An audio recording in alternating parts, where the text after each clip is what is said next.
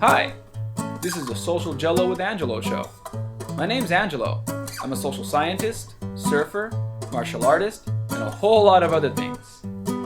Coming to you live from Kasai City, Japan, the Social Gelo with Angelo show. All right, welcome to podcast number.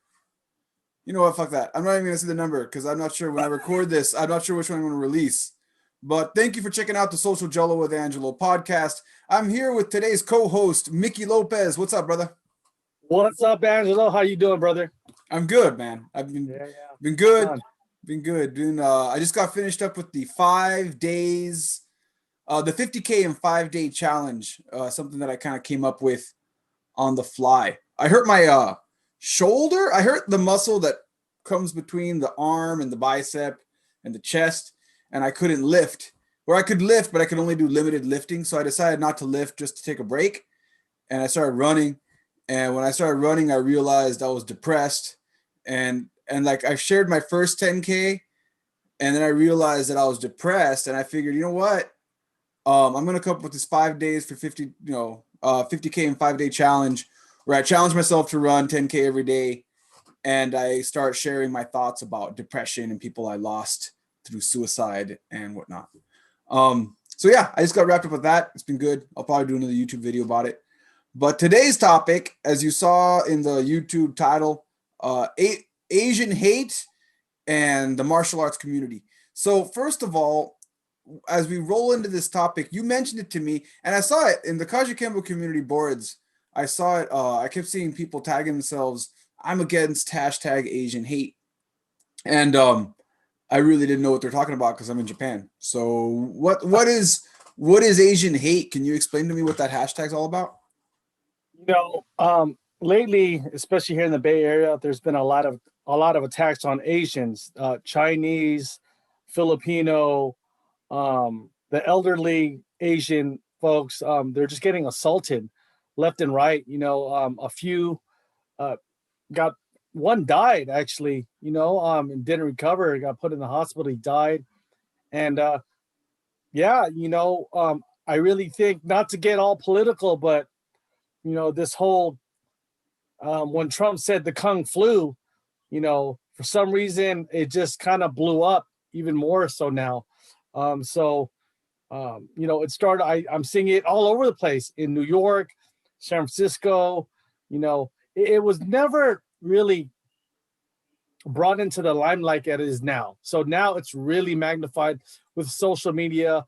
I just saw something else. There was an old man getting assaulted. He actually fought back, and then there's a lady that, fought back with the, I don't know where she found the 2x4, but she found a 2x4. So, but, she fought back and she put that guy on the stretcher, and she still wanted more of that guy. So, but, as a Filipino American, I myself have been, confronted by some hate, and I'm just like, is this really happening? Is this really real? And you know what? It is what it is. I grew up being hated on. So this is nothing like, I didn't have Facebook or Instagram or YouTube back then, so I couldn't like tell anybody. So, but everything's out in the open now. So, yeah. And I know some people like, and this is what when we were having this conversation off camera, we were messaging back and forth. My background, if you're following this for the first time, my background is in social psychology and research, social research. So I'm always looking at data. One of the things that we talked about in social psychology, one of the databases that we like to look at is the UCR program data analysis that they use for the FBI. And that the UCR program, it includes data from 18,000 different cities, and they kind of look at law enforcement agencies and crime that's reported. And from there, we can make a better analysis to take a look at hate crimes, for example, or robberies in a certain area. So I'll be honest, I haven't really seen the UCR data as far as hate crimes recently. So I don't have a lot to say as far as I don't know. I haven't looked at the data at what it is now and what it was before. But I think what would be more interesting, what some people would argue, is that, you know, people get really touchy on the internet, and they're like, oh, it's the media, they're trying to spur some sort of agenda of some sort. But I kind of want to step away, not so much from what you might have seen on the internet, but could you tell me what's happened to you recently? No, just I'm in a restaurant, you know, getting some Chinese food real quick, and this one guy just comes up to me and flips me off and tells me "F you," and I'm like, "Did that really happen?" You know, there are people in there, and I go, "This isn't," and I said, "You know what?" All I said was, "Sir, have a good day."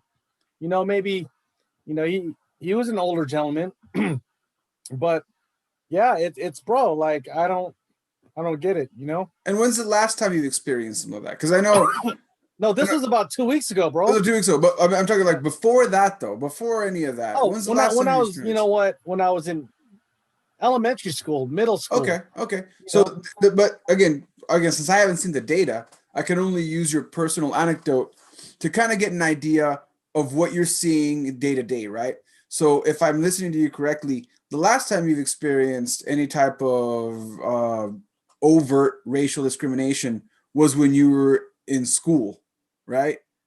And it's been kind of a lull period in your adulthood. And now recently, 2 weeks ago, you experienced some overt, and I'm very specific on my words here about saying overt racial discrimination as compared to what they call the subconscious racial discrimination that people experience. I don't want to go too much into the subconscious part, day to day, what they call microaggressions. I don't want to go there.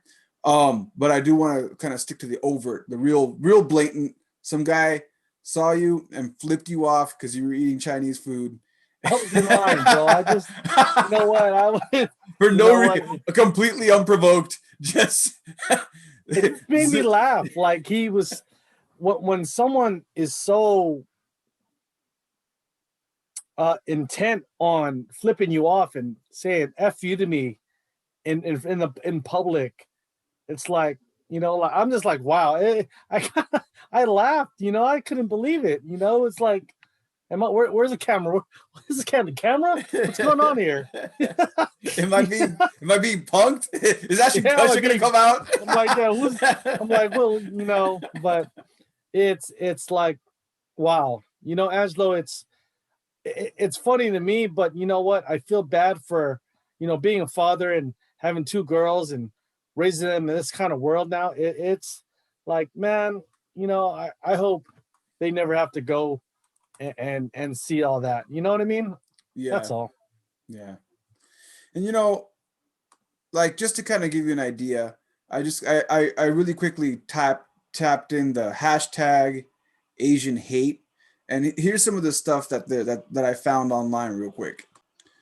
All right, so here we go. Let's take a look at this real quick.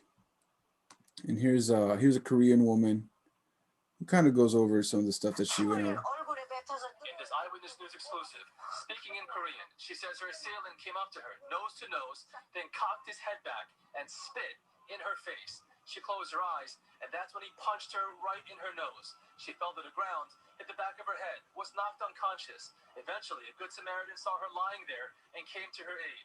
When she opened her eyes, she was covered in her own blood, drenched in her pain. Bleeding right from the brain. It looks like, pumping out. I didn't think. So they're like, when you're talking about early, like an older person. This happened on March 19th. So this is not a long time ago that this occurred, and that's just one incident. And I saw a bunch of videos like this. Like, it's not just this one. It's many different videos that I saw of people describing what you just said.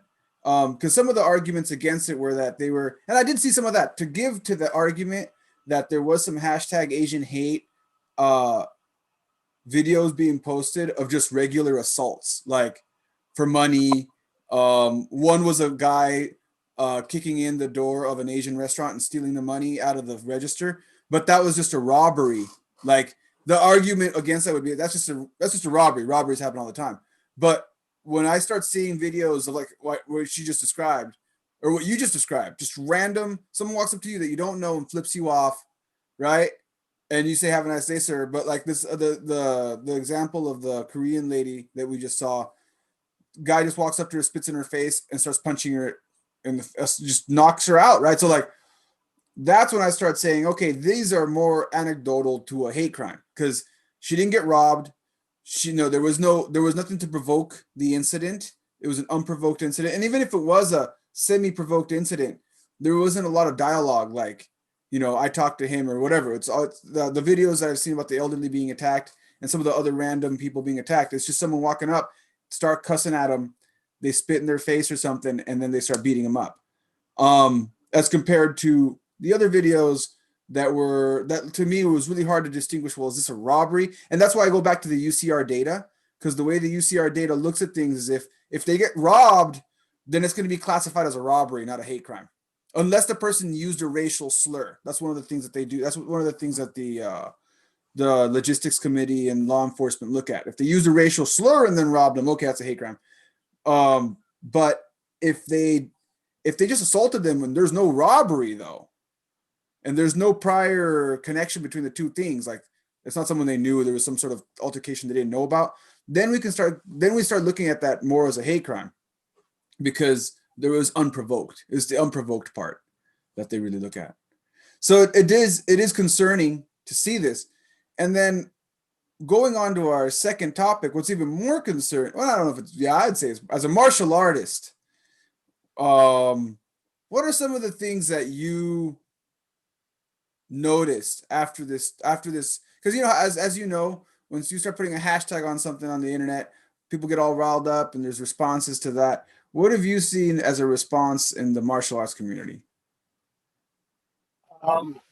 I'm seeing that we're like, we need to be stronger. We need to stand up for ourselves and blah, blah, blah. You know what? I've always been proud to be Filipino and Asian, Pacific, whatever you want to call me, a human freaking being, bro. You know what? All of a sudden, everything, all this stuff comes up, and all of a sudden we have to be strong. Were you weak before? I mean, what is that now, bro? You know what I'm saying? We're very prideful, but we never. Here's the thing about the Asian community: we don't go looking for trouble, and the predators prey on the weak. They prey on, again, everything is magnified. Kung flu, China, whatever Trump said. I think anything I see, I laugh at that because to me, it's comedy. Sticks and stones. If it's not affecting me, you're not effing with my family, my homies, my mom. It's like it doesn't affect me. But it's why be strong now? We've always been strong. Then all of a sudden, fast forward 2021, we need to stand up in ourselves. We now need to band together. I was like, bro, it's always about love. It's always been about that. Why now? Why? Oh, because folks are getting kicked, dude. It's we look out for our own. We've always been like that. But the martial arts community now is trying to get together and let's say we need to learn how to defend ourselves. Well, okay, now your mom and dad is 70 and 80 and 90. I mean, too late. You guys should have been doing this a long time ago.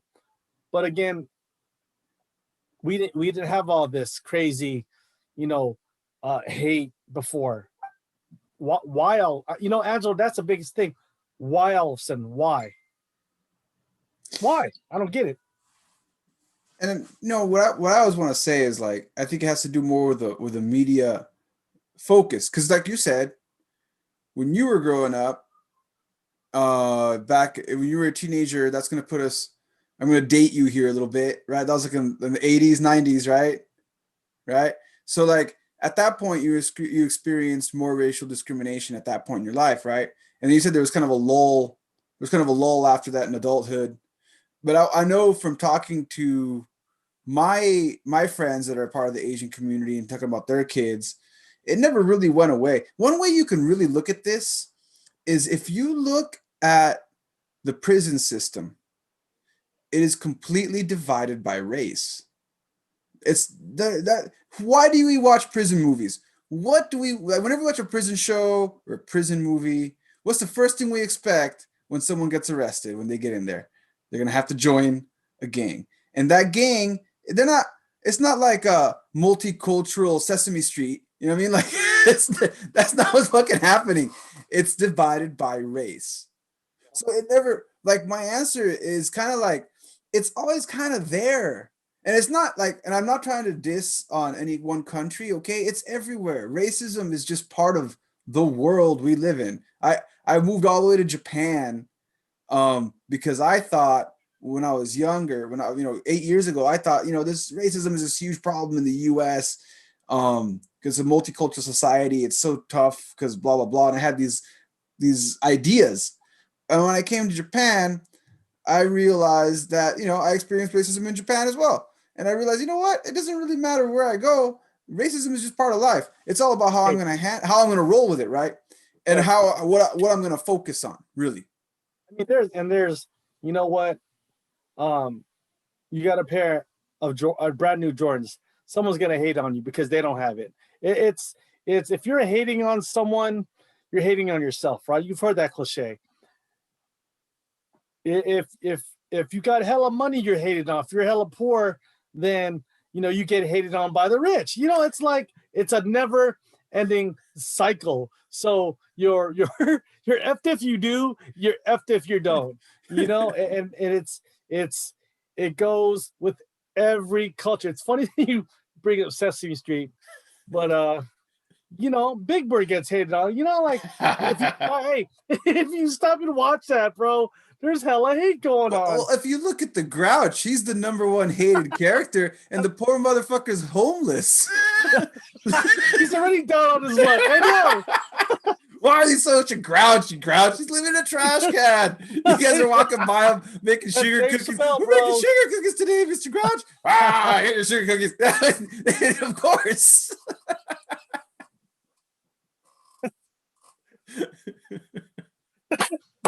That's true. But you know what? And that's the thing, man, is I think people hate because they don't understand the culture. That and that's the biggest thing. There's a lack of understanding. And even in the martial arts community, a lot of people hate everyone's martial art because they always think that theirs is the best, which is fine, but there's something to be taken. Like right now this big FMA thing is off the record, but your disarms don't work, your knife disarms and all this don't work. All right, bro, okay, that's fantastic, you're entitled to your opinion. And now with social media, you can hate on someone and everyone all of a sudden hates Angelo, and they don't even know you, bro. They hate you because of whatever they read, but they don't know the Angelo. You know what I'm saying? Like, Well, it's easy to see something and then hate on it and totally forget that someone put some time and effort into making something to do that, whatever it was, right? So, I think I really respect when we started to do this and when we started moving into talking about the martial arts community and their response to Asian hate.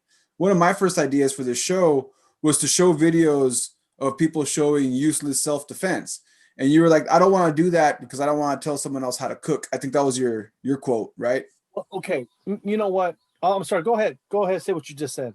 Yeah. So you were saying you didn't want to do that because you didn't want to hate. You didn't want to tell. What was the quote? You go ahead and you were the one who said it. I will never tell you if you bring chicken, I'll eat it because I love food, and I would like I would be like, I could make it better. It's just, look, bro, if that's the way you make it, that's Angelo's style. Cool. Here's my style. Do you like the way it tastes? Or we can be totally transparent. Say, bro, that shit was hella salty, or something. And you know what? I'm all about transparency, but okay, I feel like this. Right now, people are showing techniques, but they are showing it from an age of youth. Okay, they're showing double leg takedowns. They're showing they're showing the art, bro. Okay, and that's cool. And that is not good. And I'm trying to picture my dad doing a Superman to a double leg to a arm bar, and I just can't see it, bro, because he's fat, he's old. I mean, he probably can't run. I can't see my mom doing that either. What's she gonna do? Drop guard? No. Come on. And look, but I'm not saying. Oh, one more thing is they have gloves on. I don't see anyone with gloves on the street and shin guards on. I didn't see that old man have any gloves on with some tie shorts on. I didn't see that, bro. He fell and broke his hip and died. Okay, so I don't think they are putting themselves in the elderly shoes. Look, I'm 100 pounds of nothing. I'm old. I'm walking with a cane. What can I do? They're not thinking that way. They're thinking, this is my school. This is what we teach. I charge $150 a month. Sign up and we'll show you how to protect yourself. In our beautiful blue tatami mats, our well-lit gym. Come on, bro. I get it.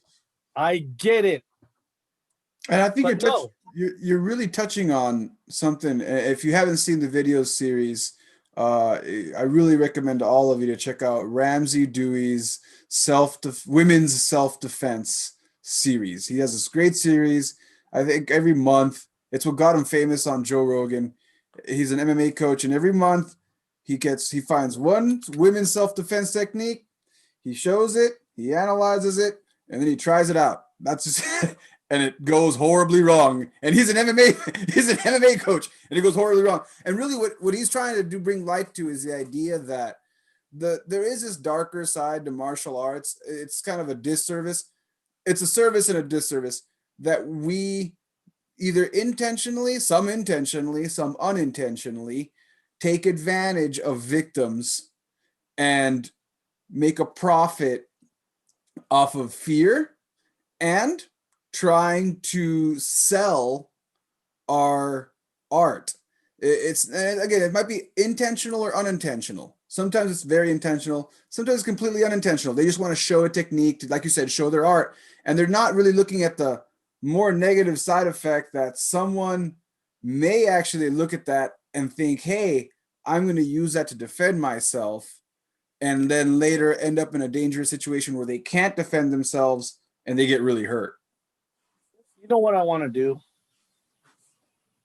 I think everyone should do. There should be a whole martial arts Asian challenge. If your parents are still alive, show them one technique and then go hard on them and see what happens. I mean, like, really, bro, like, see, and that's the thing, is get out of the environment, get them into a vulnerable position and say, hey, mom, dad, I'm going to try and choke you right now. Let's see what happens.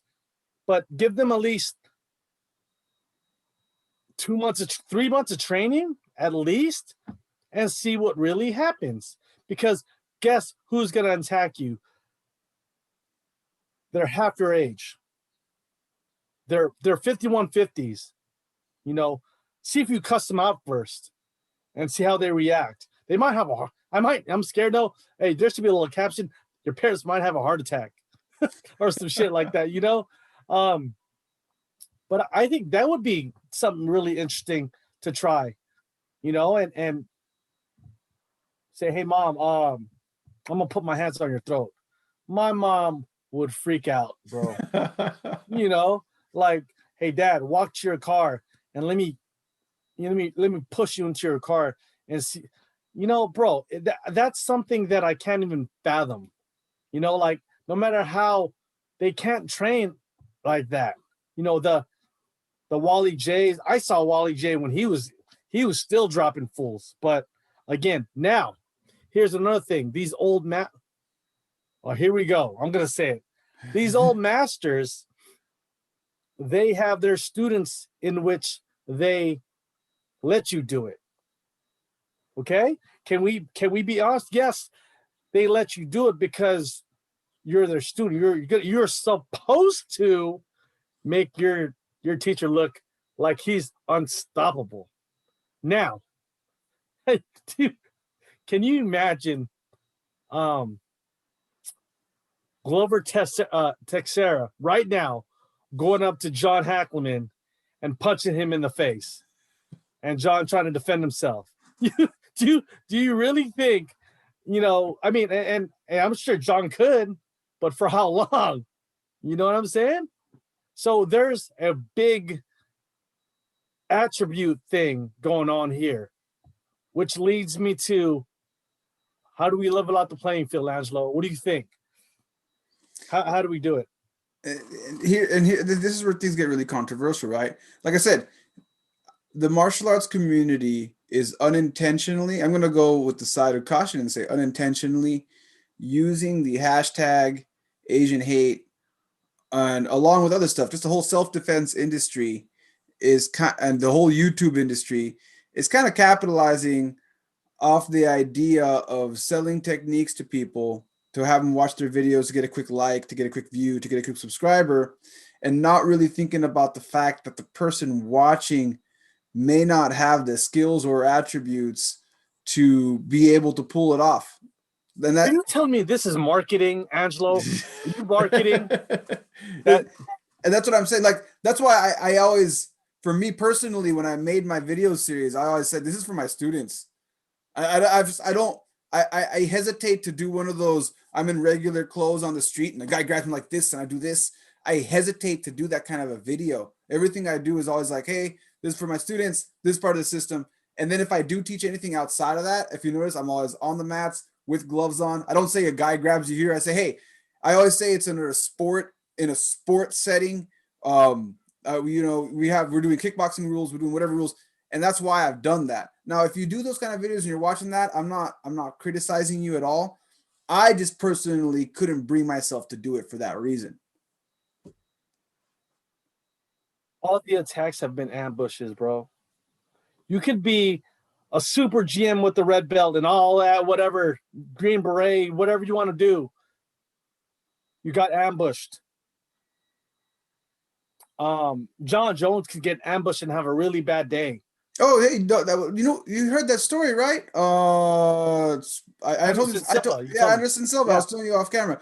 If for those of you that don't know, Anderson the Spider Silva, middleweight UFC champion, multiple time champion, black belt in Brazilian Jiu-Jitsu, one of the baddest motherfuckers on the planet, by far, the GOAT, in my opinion. People can argue about that in the comments. I'm not going to tell you who the GOAT is, but either way, partying in Brazil. He leaves the club.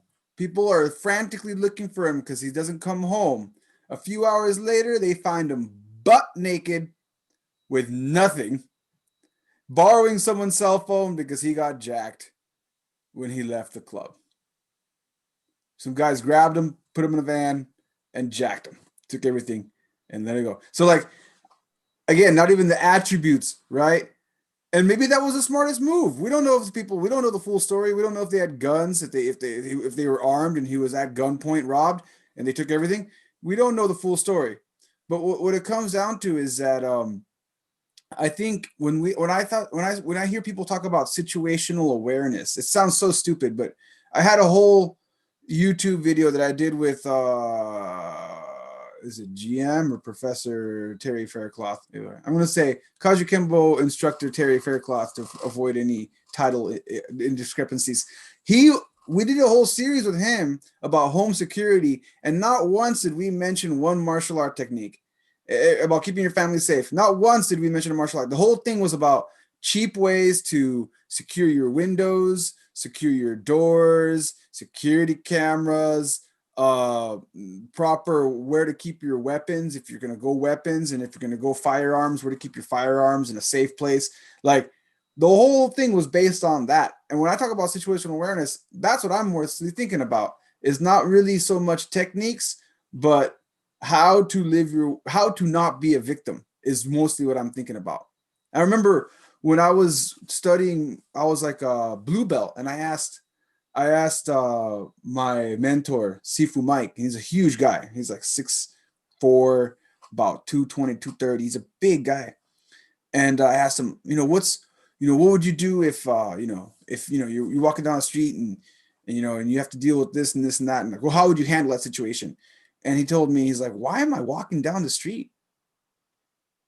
I'm like, what? Why was I walking down? If I'm walking down the street and it's a well-lit area and it's a public place, and I look down and there's an easier way to get to where I'm going, but it's down some weird, sketchy, dark alley, I'm just not going to walk down that dark alley. Why am I going to do that? Why? Common sense. Like, but you know what I mean? And it seems so, it made me think like, wow, he doesn't take risks. Like, he's not going to take risks. Like, he's consistently doing a risk analysis of what's happening around him. And that's something that I think it's not as romantic as as a wrist lock into an arm bar, into a knee to the head, into a flying arm bar, and then taking out your knife and stabbing them in the carotid artery, right? It's not as action packed as that, but it's not John Wick, bro. Yeah. You know what I mean? Like it's more practical when you talk about what you just talked about, an elderly community that most likely has already lost a lot of muscle mass, most likely has never trained, and even starting to train now is dangerous as fuck. Like I run my martial arts gym is adjacent. I do martial art gym, and I also have like a regular gym that the community can use, because I thought that it was important that regular folk can come in and see what we're doing and not think that we're just a bunch of crazy people hitting each other in my gym. So like, so I do let regular folk come in and use the exercise equipment. And I've had elderly people come in, and I'm watching them work out. I get nervous. I'm like, whoa, what are you doing? And like, oh, my leg kind of hurts when I do this. Well, you're not supposed to use the machine like that. Like, here we go. Let's take it a little easy. And I'm thinking to myself, I'm worried right now in a very minimal risk environment. Like, they're literally using a machine that you can't put more than 15 pounds on, but I'm already looking at their leg and they're kind of going, oh, it kind of hurts. I'm like, whoa, slow down. Like, and I'm thinking to myself, how would I ever, like, I'm having a hard time coaching this person to use weight equipment that's pretty safe to use properly without getting hurt. And I'm supposed to bring them onto the mats? Come on.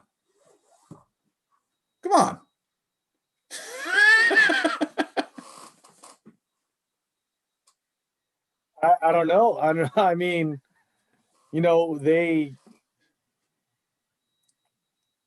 they're frail, bro. It is, what it is. And if they're not frail, they're super obese. Or they have some kind of medical issue already. So, and again, this is just from what I see from my own parents. They're just out of tune. They're not aware of their surroundings, bro, because they just do what they want to keep living their life. That when that guy that got killed is in front of his garage, did he think he was just going to get killed that day standing in front of his garage, bro? He's just standing there like, and this dude comes full steam and pushes him. And then there's the other guy. He's walking. He gets on the sidewalk. He gets pushed. Oh, yeah, he should have did a break fall. No. Even if I teach my mom or my dad that now, they would still go face first, bro. Yeah. Now, the lady that fought back, you either have it or you don't. She said, no, not today, mother, effer. And she tried to, I wish now, wow, she's my hero. And I'm like, wow, you can't teach that fighting spirit, and for the longest time, Angelo, we always have this conversation like, why do we do this? And you come to the conclusion that, I'm not going to fight MMA anymore. I'm just going to do it because you love it, because you love the journey. And then the other night we talked about, you're not even worried about the belts no more, whatever. It's just a lifestyle that we practice, right? It's our hobby per se, but it's who we are. But I was listening to this guy named Chad Lyman, and he said this right here, bro. The day chooses you. And I thought that dude flipped me off. I guess this was going to be the day, but I was like, nah, you know what? No. So, and I on the back of my shirt, it says stay ready, hashtag stay ready.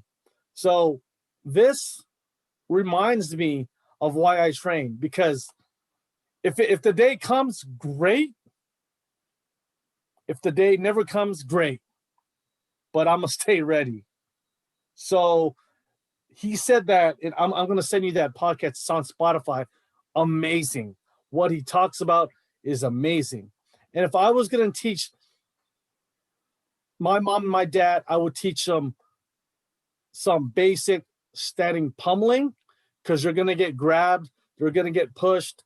Maybe a little bit of Aikido concepts, maybe a little bit of sidestepping, but little things that they can do, because their martial arts is going to be different. Mom, why don't you just do this? Why don't you do that? Why don't you use your voice?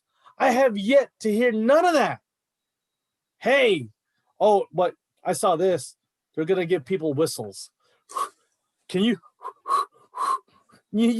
like, no one takes into consideration adrenaline, fight or flight, like all that fear.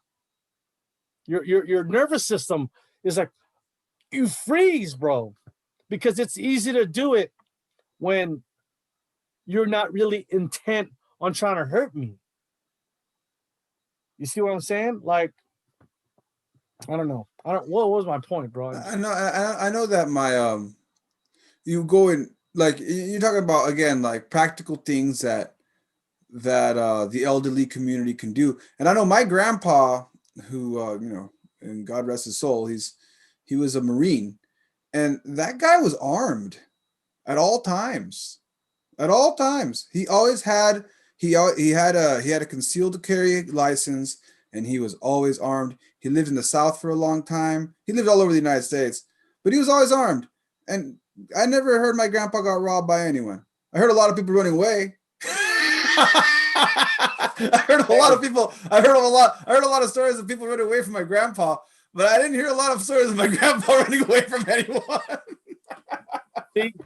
See, your grandpa's one of the diamonds. But he's a Marine, though, right? Like, again, it's a mentality. He's always had it. It wasn't like one day he decided to do like that guy was, when he was always there. That was just his mindset from day. A warrior. He had a warrior mindset his whole life. Eventually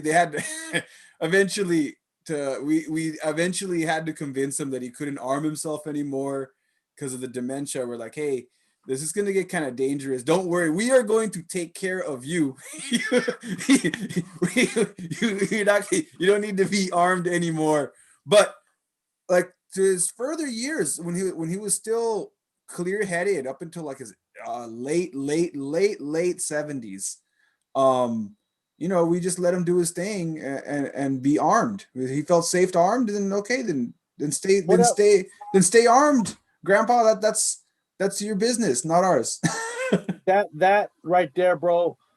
If we can show our elderly how to empower themselves. Hold on. Pause. What is? All right, so we had a quick little break, little music interlude. So you're saying, so your grandfather was a Marine. He had a gun, right? And it made him feel several. It made him feel powerful. Like, hey, I'll tell you what. If Grandmaster Harry Green is ever watching this, he has a whole bunch of knives. He's a Green Beret. He is legit. That's a man in his 70s. You don't want to. You're going to the morgue for real. But see, those soldiers, they are ready. It's, it's in their heart. Now, that lady that fought back with a 2x4, she made up her mind and said, not today. That's what I think. She has that. She had it. That's the it factor. If I can teach anyone ferocity, I would take it. But I think the time they're getting hit in their mouth or they're getting pushed, it's a shock to their system, bro. I mean, that takes years and years of even with me, I get smacked. You're like, okay, how do you behave, Mick? Relax. How do they behave in that? In that moment. So. But I think again, you're touching more on the idea of, and I think that's what we want to. I guess we're getting close to our wrap up, and I think anything that I want to get close to for the wrap up is if you are a martial arts instructor, and anything we just said triggered you, like I'm making those videos. What do you mean that? Like, I want you to take a step back and kind of breathe, and really think about what we could be doing to help a community that definitely does need help. Would maybe be more along the lines of how to teach an attitude, making videos about gross motor skills, where to cover up, maybe think more basics and less more what we already know after 20 years of doing this, and kind of like you said, put ourselves in their shoes and what's something they can comprehend, and kind of put together videos that kind of go off of that track, and not so much videos that go off of, trying to get more subscribers.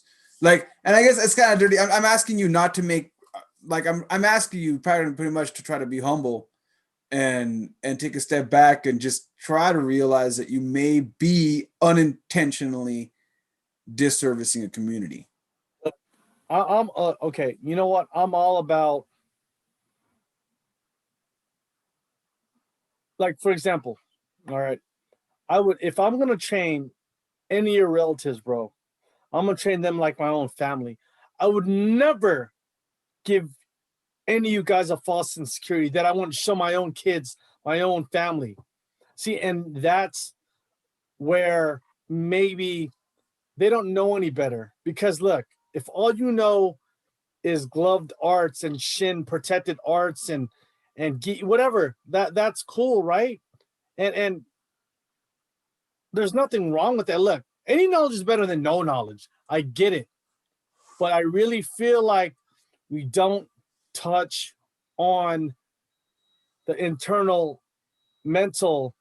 We also got to talk about the PTSD after. How bad, let's say they do survive, and they whip that ass. Dude, they're going to be looking over their shoulders. How do they control that PTSD? And you don't have to be a soldier to have that, because their life can be forever changed like that, bro. And that could be worse than being attacked. We don't talk about the psychological. Think about that. You think that lady that fought back is like, yeah, I'm fucked. I got hella followers now. I got almost $1 million in the bank. Dude, she's going to be looking over her shoulder.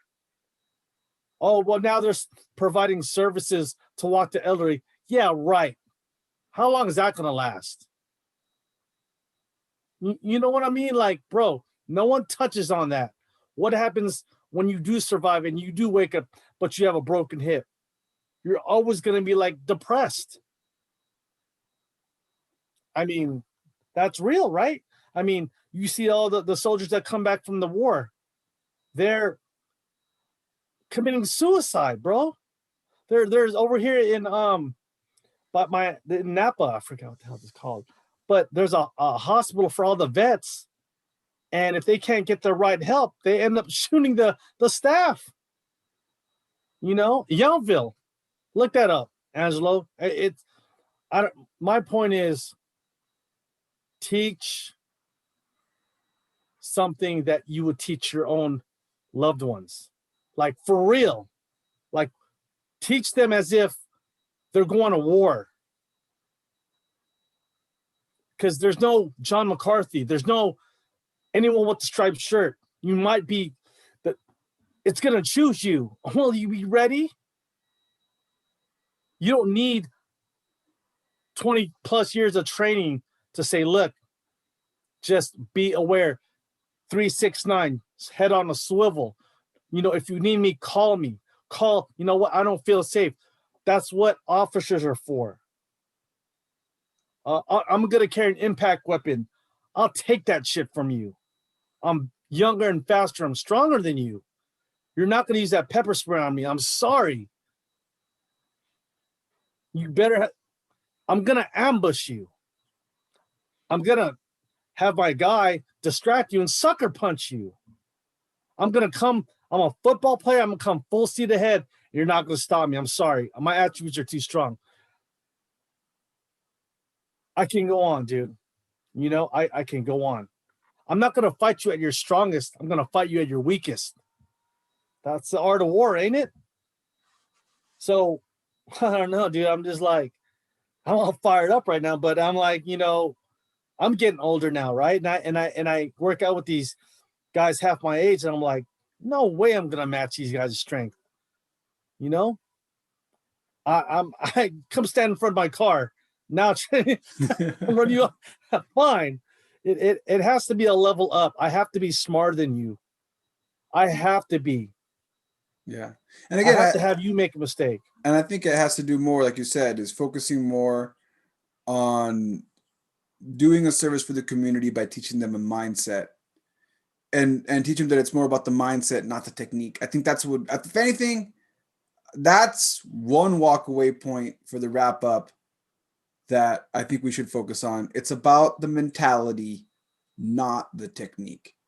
And you know what, bro? I'll tell you one more thing before we do wrap this up. I see a lot of elderly walking by themselves. You know, they're not. I mean, look, they're going to the growth. They're pushing those carts. They're on their walkers. I saw a bunch of folks today, and I was like, and I think to myself, the next time you guys go out there and people watch, and you look at an elderly person, ask yourself, how would she defend herself or he defend herself? I won't put myself in their shoes. What would I do at their age? What technique? Would I use a spinning elbow? No. You know? I mean, bro, I don't know. That's what I think. And I think it's all mentality. As we get older, we're not the 18-year-old have a drink, party, and then go train and we're good. No, now we're a lot wiser. We're sleeping earlier. We're eating better. We're stretching more. You know, we're recovering more. We're lifting because we need our muscles. See, Angelo, you see what I'm saying? We're wiser now. But now, you know, so there goes that. And then now we're going up there. And then Asian hate is here. So I think this is just for all you martial arts guys out there. What are you going to do when you guys are 70, 80? And you know what? I'll learn on, you know, I'll use my key energy, whatever, you know, let's really be real, bro. Because the stuff that you did is not going to work when you're 70, 80. It's not. And your little disciples aren't going to be there all the time, you know? So, yeah, I mean, that's real, bro. Like, really putting yourself in their shoes, and maybe you'll come up with something, you know? All the arts are great, all of it. And I feel like all, you know, everyone should train just to train and not just defend yourself, to have a community, to get stronger, to be with like-minded people, you know, to just, that's going to keep you alive. But, you know, I mean, some people just, I don't have time. I don't have time. Okay. All right. It'll never happen to me. That kind of shit. Cool. I hope it never does. You know, and they're watching you. They're studying you. They're waiting for you to make a mistake. If they're looking down, That's like the things I tell all my guys. Look, make them flinch, make them use their nervous system. Boom, make them freeze, catch them when they're not looking. Bro, that's art of war, man. It really is. That's what it is. I mean, even in the elevators, you walk in the elevators. Well, how would you fight? I'm gonna push you down the steps. Can you imagine that, bro? There's no elevator. So let's say this: the elevator's broken. My mom has to walk up the steps or walk down the steps. Dude's having a bad day. 5150 pushes her down, and he sees her coming, but she can't do shit about it. Environmental training, guys. Put the gloves away. Put the shin guards away. Put the belts away. Put your ego away, and protect and put yourself in their shoes. No, that's all I got, dude. I'm getting irritated. Well, so you can, if you want to check out Mickey Lopez YouTube channel, it's at Desal Academy, right? Yeah, you know what, bro? Honestly, more than anything, if people want to talk to me, I'd rather we just have a conversation. I want to know because it's easy to just. I'm a pretty transparent. If and that's the thing. That's why I get along with Angelo so well, because we're like-minded. We share a lot of the same things. I was gonna say something, but I held my. I was gonna say something, Angelo, but stop recording. All right. So again, if you want to contact Mickey Lopez, he will talk to you. Just look him up on Facebook. MickeyLopez. MickeyLopez. No, bro. It's MickeyLopez. Oh, that's what I see. I did the new gen one.